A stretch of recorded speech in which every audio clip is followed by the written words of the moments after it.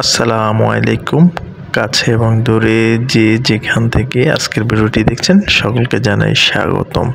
সম্মানিত দর্শক শ্রোতা, আজকে যে বিষয়টা নিয়ে কথা বলবো সেটা ইতিমধ্যে কোনো ইউটিউবার বলেনি। আমি সর্বপ্রথম এই বিষয়টা নিয়ে আপনাদেরকে আজকের ভিডিওতে আলোচনা করব। সেই বিষয়টা আসলে খুবই গুরুত্বপূর্ণ, আপনাদেরকে জানা উচিত।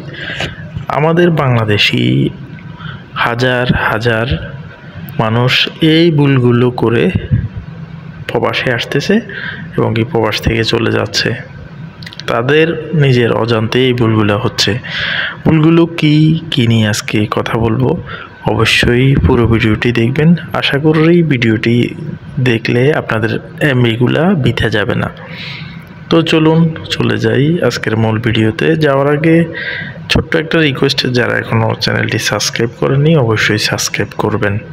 সম্মানিত দর্শক শ্রোতা, আপনারা জানেন সংযুক্ত আরব আমিরাতে বাংলাদেশি প্রবাসী সংখ্যা কমপক্ষে 12 থেকে 14-15 লক্ষ। এই দেশে আত্মকর্মসংস্থানের লক্ষ্যে বাংলাদেশের অনেক মানুষ এদেশে পাড়ি জমায়। এদেশে বাংলাদেশের রেমিটেন্স প্রবাহ উন্নত এবং সমৃদ্ধ করতেছে এই প্রবাসীরাই। তাদের ভিতরে বেশিরভাগ আমাদের দেশের জনগণ প্রবাসী, যাদের শিক্ষাগত যোগ্যতা কম, দারিদ্র এবং কি আপনার ন্যূনতম এসএসসি পাশের নিচে অধিকাংশ লোক। এর কারণে আমাদের অনেক জানাশোনা অনেক কিছু অন্য দেশের তুলনায় কমতি হয়ে থাকে। আমরা ভালো ইংলিশ বলতে পারি না, ভালোভাবে এদেশের ভাষাগুলো মুখস্থ করতে আমাদের অনেক সময় লাগে। আসলে যখনই আমাদের জানাশোনার বিষয়টা কম থাকে তখনই আমাদের এই ভুলগুলো হয়ে থাকে। যখনই আমাদের দেশের লোকজন নতুন আসে তখন এদেশের এনভায়রনমেন্ট, এদেশের কালচার, এদেশের সংস্কৃতি, এদেশের সব কিছু বুঝতে কিছুটা সময় লাগে।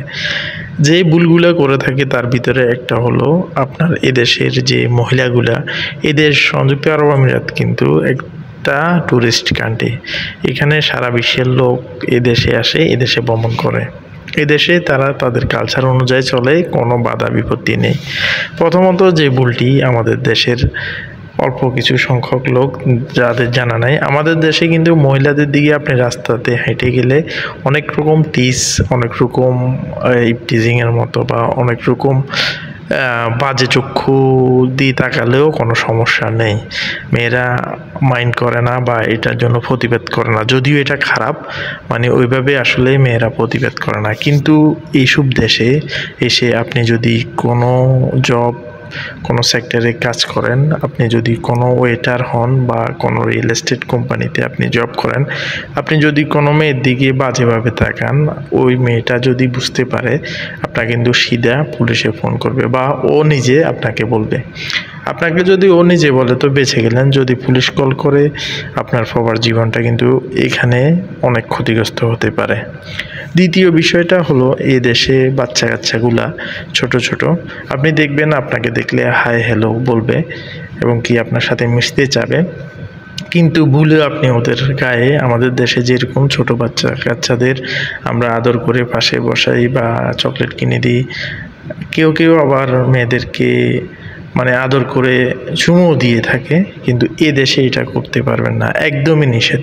যদি ভুলে আপনি এই আবেগটুকু আপনি দেখিয়ে দেন, সেটা খারাপ হোক আর ভালো হোক, আপনাকে অবশ্যই এইটার জন্য কিন্তু জেল জরিমানা আপনাকে পোহাতে হবে। যদি তার পিতামাতা এটা লক্ষ্য করে, অবশ্যই আপনাকে এই বিষয়গুলো মাথায় রেখে বিদেশে প্রবাসে আপনাকে কিন্তু চলতে হবে। আরেকটা বিষয়, আপনি এখানে কোনো প্রকার নারী ঘটিত কোনো কেলেঙ্কারির ভিতরে পড়তে পারবেন না এবং কি নেশা জাতীয় জিনিস খেয়ে মাতলামি করতে পারবেন না।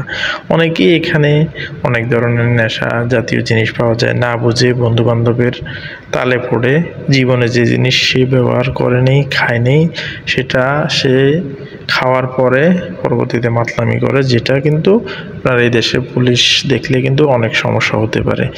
এই জন্য জন্য এই বিষয়গুলো অবশ্যই মাথায় রাখবেন। নারী গঠিত বিষয়, শিশু গঠিত বিষয় আপনার পাওয়ার জীবনটা একেবারেই ধ্বংস করে দিতে পারে। আজকের ভিডিওটি শুধু এই 2-3টা টপিক্সে বানানো হলো।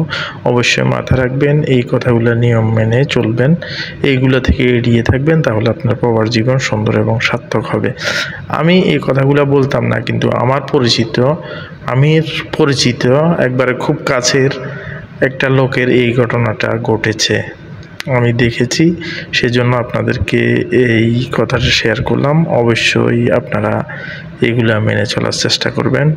ভালো থাকবেন, সুস্থ থাকবেন। যদি ভিডিওটি ভালো লাগে অন্যকে দেখার সুযোগ করে দিবেন, আর চ্যানেলটি অবশ্যই সাবস্ক্রাইব করবেন। আল্লাহ হাফেজ।